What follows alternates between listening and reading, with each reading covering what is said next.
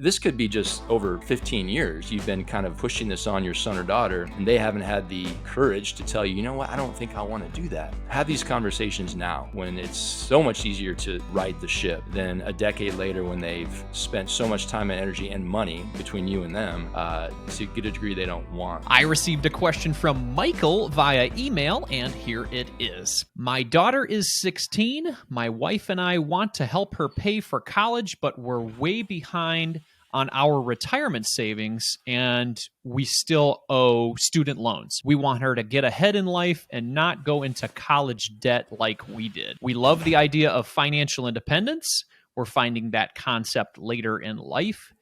We'd love that for our daughter too. Should we encourage college or not? Michael, thank you very much for connecting. That is a big question, a big decision to go to college or not to go to college. That's a big one for parents to decide, especially lately. The projected cost of a 4-year in-state public university for Michael's daughter, everybody. I did a little Vanguard calculation before the call, and I found that it could potentially be around $107,000. Again, that's 4 years in state, and it's a public university.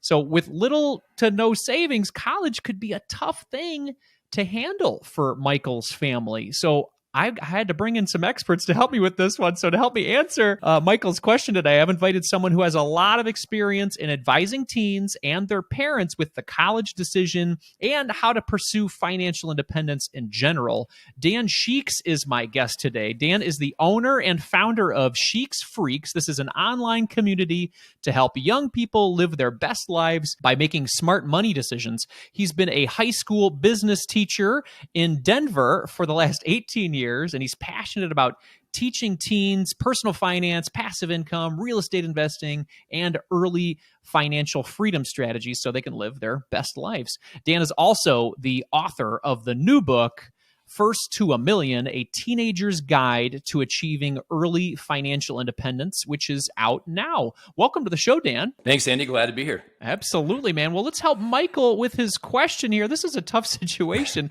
How can Michael and his daughter decide if college is right for her? It is a big question, Andy, like you said. The college decision is very emotional for a lot of people, which can be good and bad. The key to Michael's question, I think, was that he did mention that he and his wife have found early financial independence, and they wish that for their daughter. And that changes things a little bit, honestly. The very, very short answer that I would say to Michael is, I can't tell you.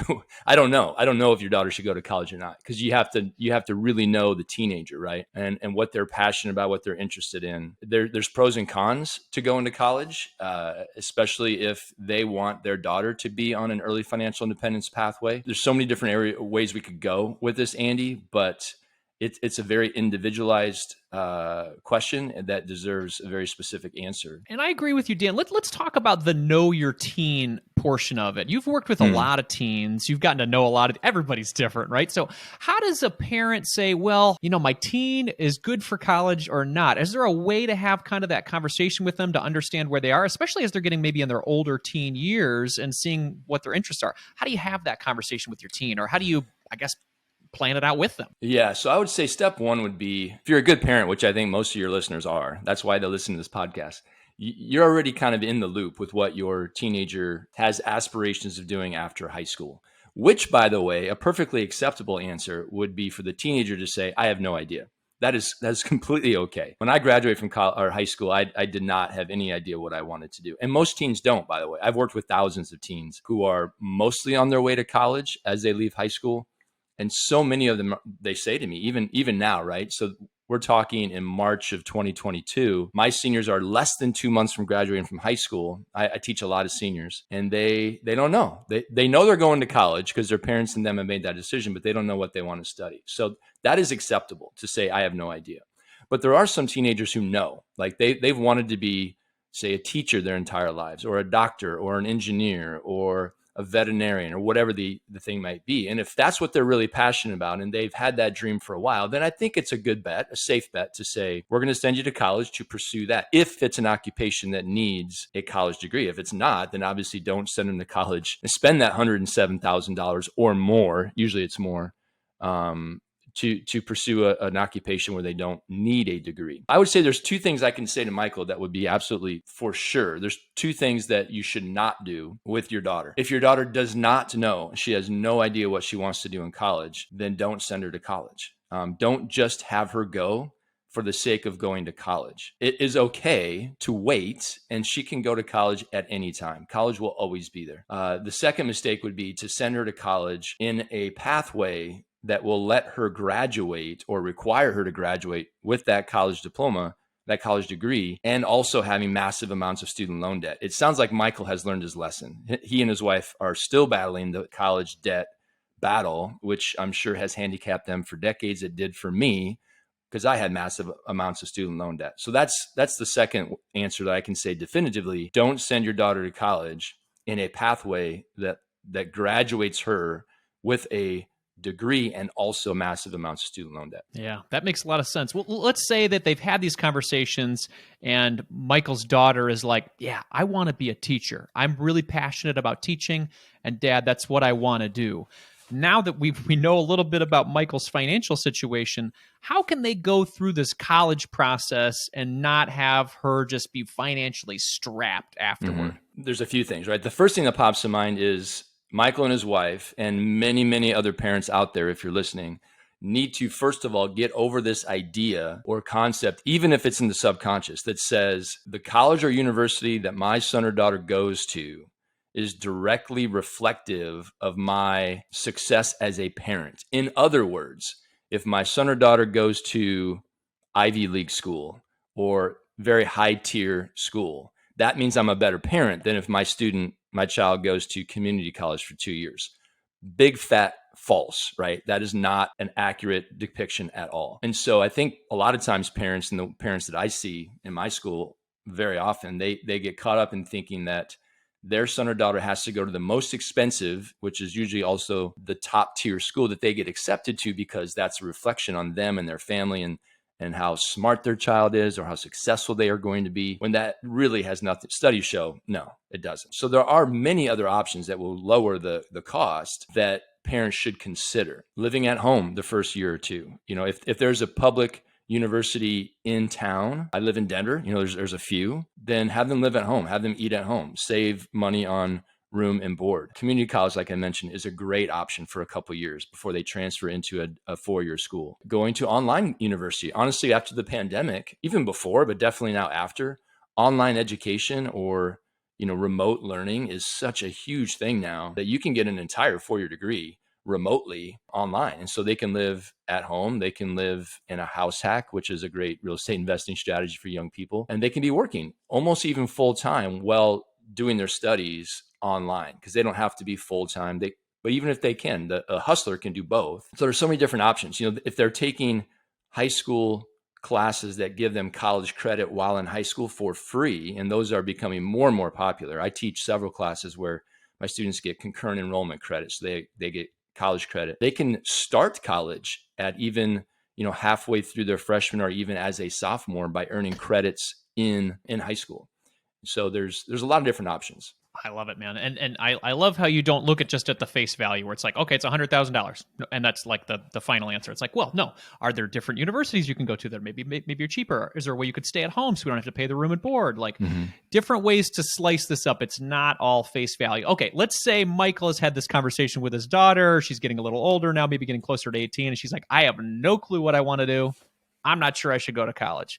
What are ways that Michael and his spouse, who have got a little this fi juice going on where they're excited about it, how can they, I guess, help her have some skills to eventually become financially independent and, I guess, survive in this world without a college degree? Talk to us about that. Yeah, it's such a great question. First of all, I want to backtrack a little bit. So if the student doesn't know what they want to do in college, I'm a huge fan of the gap year, which is becoming more and more popular. So if Michael's daughter doesn't know in this hypothetical, let's have the daughter take a gap year and explore some different possibilities, or travel, or do service work, or just work full time. And maybe she can test out a career that doesn't require a degree for a year. And then if she decides to go to college after that, perfect. She hasn't really lost anything. But to go back to your question, to get her on a track to early financial independence, That's why I wrote my book, honestly, Andy, is for teenagers to get on that pathway. So I would recommend reading First to a Million. I would recommend having money conversations with your kids. I would recommend having at least a part-time job or some kind of side hustle while they're in high school, helping them build their credit with an authorized credit card. Google that, great strategy. Have them start paying some of the household bills. Have them manage their own personal finance, their income and expenses as a teenager. Have them take personal finance, the class in high school.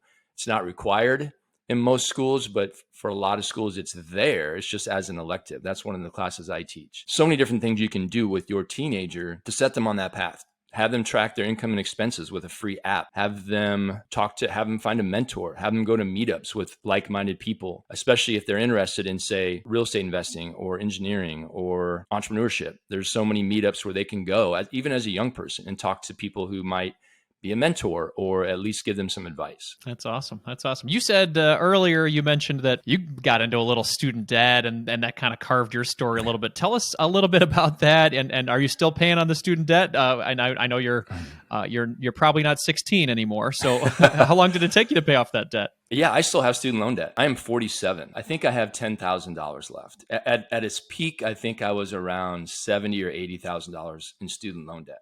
Now, my wife and I could easily pay off that 10 grand today, but we choose not to because luckily for me, I consolidated everything years ago and got a really low interest rate. And my monthly payment right now is like $110. So it's just like an afterthought. I probably should pay it off just to have it off my ledger, but it's still there. So yeah, I went to a very expensive private 4-year school. My parents were in a situation where they could not contribute to my college education. I did have some scholarships, so that paid for a chunk of it, but there was a big chunk that were paid for by student loans. And that was just what I was told. Like, if you want to go to that school, which I did, then just take student loans. There's nothing wrong with that. Everyone does it. It's fine. And so I just kind of followed that path and took on massive amounts of student loan debt. When I went back to my original degree was in business. I went back to get my teaching license when I decided to be a teacher a few years later.